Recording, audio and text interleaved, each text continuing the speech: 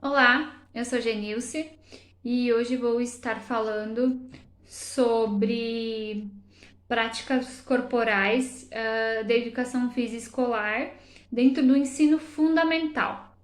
Vou falar um pouco sobre a diversificação das práticas corporais no ensino fundamental, do segundo ano ao quinto ano, que é o Fundamental 1. A educação física nessa etapa deve integrar-se a proposta pedagógica escolar, de acordo com os parâmetros curriculares nacional. Nessa etapa, os conteúdos devem envolver práticas como jogos, brincadeiras, danças, conhecimentos sobre o corpo, manifestações ginásticas e jogos de oposições aplicados às lutas. Nos jogos e brincadeiras, é importante que o professor trabalhe com jogos de procura, jogos de ocupação, de espaço, jogos de mesa, jogos de tabuleiro, jogos eletrônicos e jogos pré-desportivos. Com base nos estudos do corpo humano, seus apoios, suas posições, suas formas de expressões corporais devem estar presentes. As danças devem fazer parte do processo de formação nessa etapa, assim como as manifestações de ginástica e as lutas envolvendo estratégias, táticas, movimentos, atitudes, princípios e valores. A abordagem dos conteúdos nessa etapa é muito complexa e profunda, devido ao desenvolvimento do pensamento lógico e dedutivo. Os alunos passam a compreender melhor as regras, atuando com maior independência e autonomia, o que torna os jogos e brincadeiras mais desafiantes, possibilitando a resolução dos conflitos pelo grupo. Desta forma, o grau de complexibilidade e de dificuldade das atividades podem aumentar com os desafios que levam os alunos a buscarem soluções para superar diversas experiências. Por exemplo, receber uma bola em deslocamento, saltar e arremessar em suspensão, ou ainda realizar uma parada de mão seguida de um rolamento. João Batista Freire, ele falou de uma perspectiva sobre o trabalho de educação física. Ele envolve as vivências corporais através de jogos, esporte, dança, ginásticas e lutas, utilizando os materiais variados como caixas, bola, pneu, cordas, bancos, integrados ao contexto social do aluno. Assume uma conotação significativa e auxiliam na criação da identidade e da autonomia corporal. Agora eu vou falar um pouquinho sobre a diversificação das práticas corporais no ensino fundamental, no ensino fundamental 2, que é do sexto ao nono ano.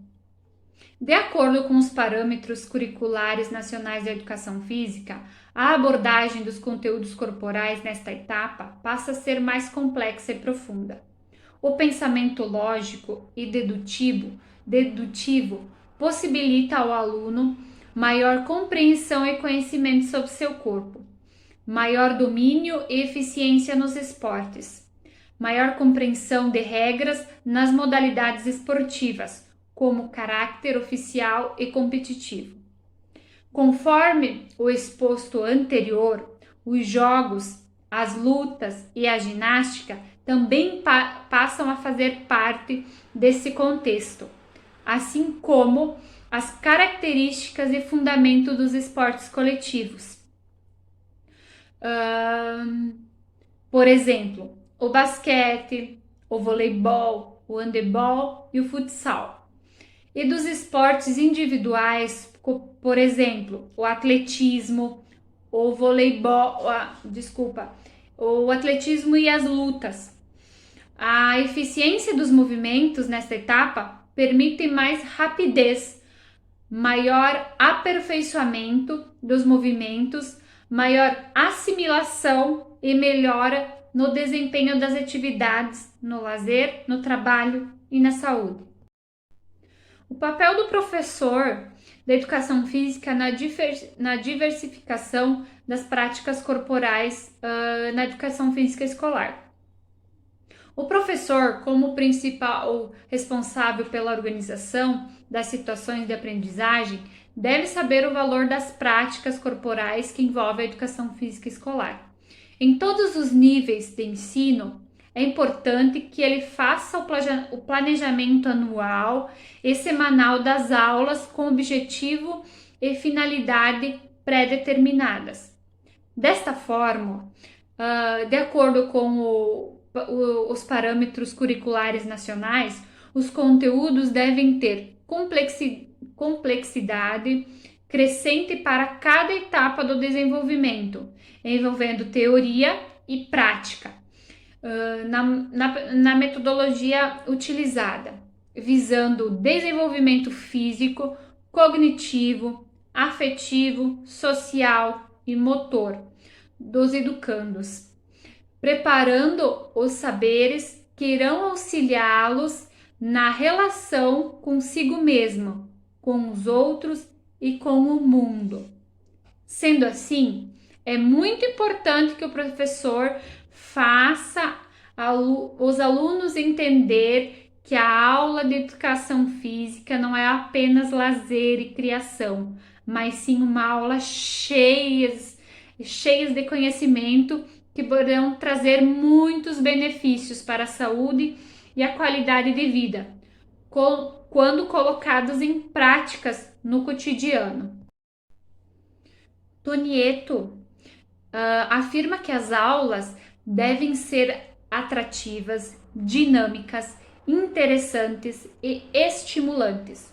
O professor deve seduzir seus alunos, incluindo nas atividades, jogos, competições, dança, música, teatro, expressões corporais, práticas de aptidão física, gincanas, leituras de texto, trabalhos escritos e práticos, dinâmicas de grupo, uso de slides, dentro de outros recursos, criando nos escolares hábitos de vida saudável, capaz de formar um cidadão com consciência crítica diante das novas formas de cultura corporal de movimento, formando um ser humano capaz de mudar suas práticas em prol de uma vida mais equilibrada e saudável. Dentro das práticas corporais, você tem uma brincadeira bem conhecida e que não precisa muitos de equipamentos para praticar ela, que é a amarelinha. A amarelinha, ela é uma brincadeira de regras simples.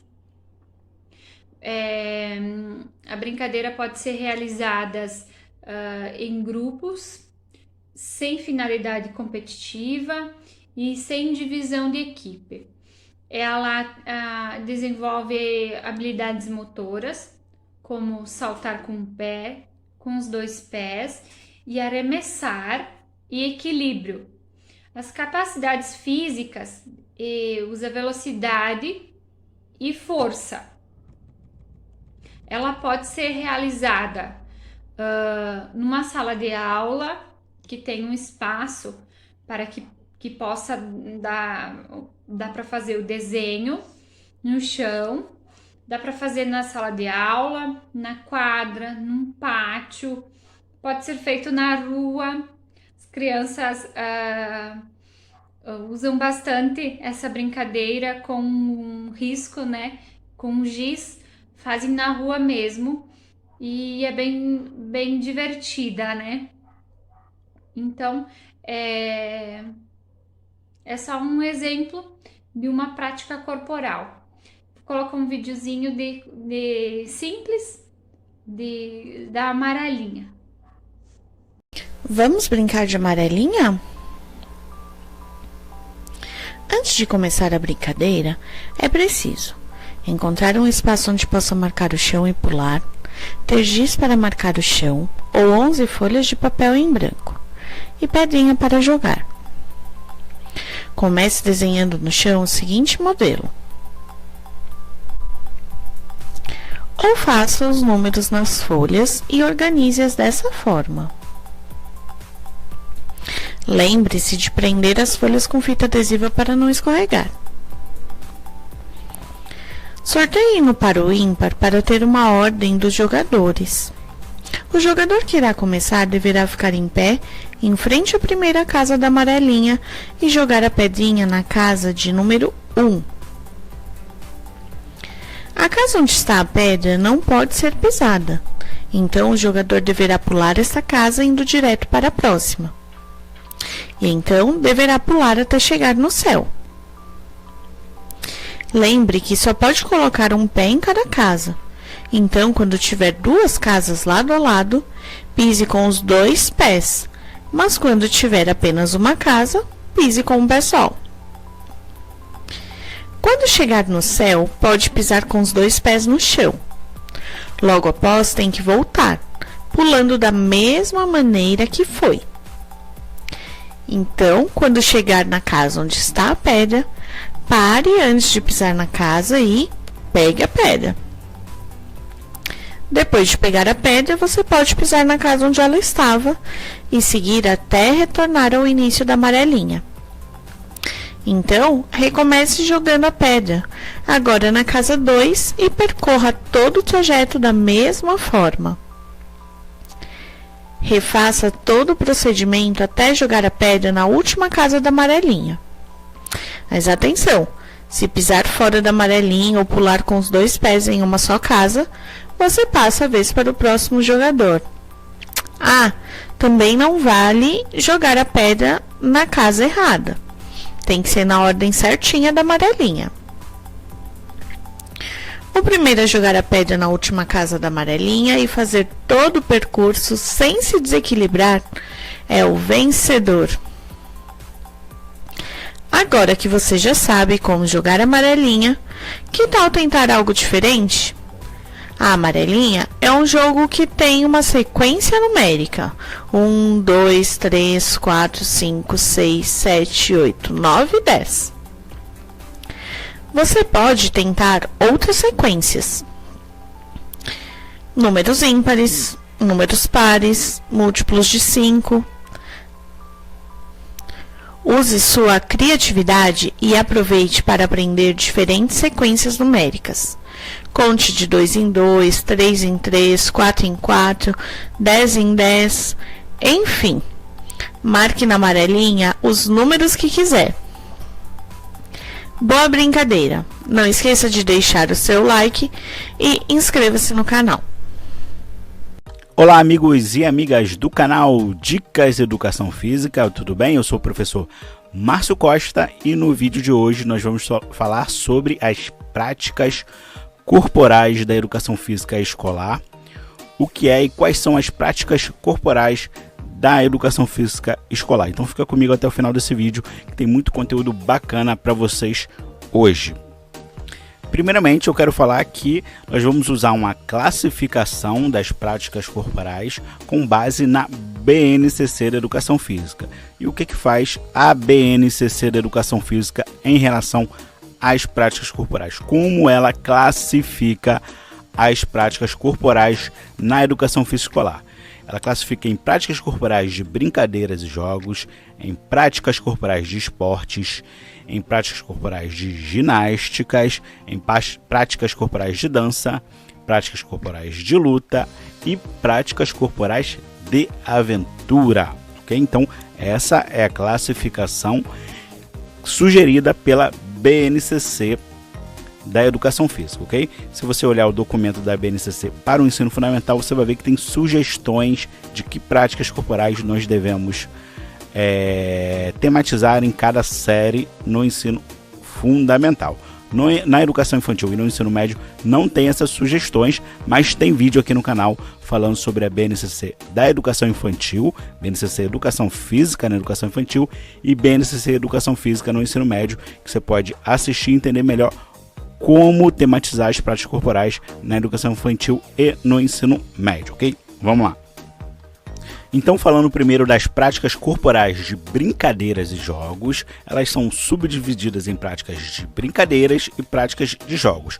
As práticas de brincadeiras têm como exemplo a amarelinha, pula corda, elástico, bambolê, bolinha de gude, peão, pipas, lenço atrás, corre cutia, esconde-esconde, pega-pega e muitas outras brincadeiras que existem em todo o Brasil, brincadeiras de fora do Brasil que vocês podem usar e podem tematizar nas aulas de educação física. As brincadeiras e jogos são mais comuns na educação infantil e no ensino fundamental 1, porém você não deve se limitar a usar as práticas corporais de brincadeiras e jogos somente na educação infantil e no ensino fundamental 1. Ensino fundamental 2 e até no ensino médio dá para você tematizar de forma muito rica as práticas corporais de brincadeiras e jogos. E aí você também tem as práticas corporais de jogos, mais especificamente, né? Principalmente os jogos pré-desportivos, como a queimada, o pique-bandeira, ou pique-bandeirinha, como a gente fala aqui no Rio, guerra de bolas, gol a gol, rebatida, drible, bobinho, malha, taco, boliche e muitos outros jogos e jogos pré-desportivos que podem ser tematizados na educação física escolar. Então, essas são as práticas corporais chamadas de brincadeiras e jogos na educação física que você pode tematizar em toda a educação básica. E agora vamos falar sobre as práticas corporais de esportes na educação física escolar, que também tem uma subdivisão bem ampla, né? Nós temos os esportes de marca, né? Essa subdivisão é a subdivisão feita pela BNCC da Educação Física, ok? Só para deixar claro isso. Os esportes de marca são os esportes onde o atleta marca um determinado tempo, ou lança alguma coisa em uma determinada distância, ou levanta um determinado peso, né? Ele faz uma marca e a partir dessa marca é decidido o resultado. O atletismo é o maior exemplo de um esporte de marca. O esporte de precisão, que é o esporte onde você tem que acertar um alvo, né? Pode ser também chamado esporte de alvo, né? O golfe, o tiro com arco, o tiro esportivo são esportes de precisão. Esporte técnico combinativo são esportes que combinam movimentos e técnicas, né? Como a ginástica artística, a ginástica rítmica, o nado sincronizado, dentre outros. E os esportes de rede ou quadra dividida ou parede de rebote, né? Como o vôlei, o tênis, o squash, dentre outros esportes com essas características. Também temos os esportes de campo ou taco, né? Que são aqueles esportes basicamente de rebatida, como o golfe, né? Mas temos outros como o softball. Os esportes de invasão territorial, né? São os esportes que você tem que invadir o território, o campo, a quadra do adversário para alcançar um determinado objetivo, né? Um gol, uma cesta, um touchdown, por exemplo, o futebol americano, o basquete, são esportes de invasão ou de território, invasão territorial. Os esportes de combate, né? São os esportes de luta, basicamente, né? O boxe, o muay thai, o jiu-jitsu e todos os esportes de combate. Você vai reparar que essa subdivisão dos esportes, ela é meio contraditória porque ela vai embarcar esportes que poderiam estar em outras áreas, né? Os esportes de combate poderiam estar nas práticas corporais de luta. A ginástica artística, a ginástica rítmica poderiam estar nas práticas corporais de ginástica, mas não estão no esporte isso cria um pouco de confusão, mas é só um detalhe teórico, na verdade. Na prática, isso não faz a menor diferença, né, pessoal? E agora chegamos às práticas corporais de ginástica na educação física, né? Que são divididas também em ginástica geral, em ginásticas de condicionamento físico e em ginástica de conscientização corporal. Repare que aqui não estão colocadas a ginástica artística e a ginástica rítmica, que entrou como esporte técnico combinativo nas práticas corporais de esporte. Então, quando você for trabalhar ginástica na educação física escolar, hoje, segundo a BNCC, são só a ginástica geral, a ginástica de condicionamento físico e a ginástica de conscientização corporal. Tem um vídeo aqui no canal Dicas de Educação Física só falando sobre práticas corporais de ginástica na educação física escolar, segundo a BNCC, que eu recomendo a vocês assistir. Pode ir na playlist sobre educação física escolar, que vocês vão encontrar esse vídeo lá, ok? Nós temos também as práticas corporais de danças na educação física escolar, que também é um amplo e vasto tema para a gente usar nas nossas aulas: danças brasileiras, danças urbanas, danças eruditas, lenga-lengas, brincadeiras de roda, cirandas, danças indígenas, enfim, um vasto material de cultura corporal que você pode tematizar nas suas aulas de educação física com base nas danças, ok?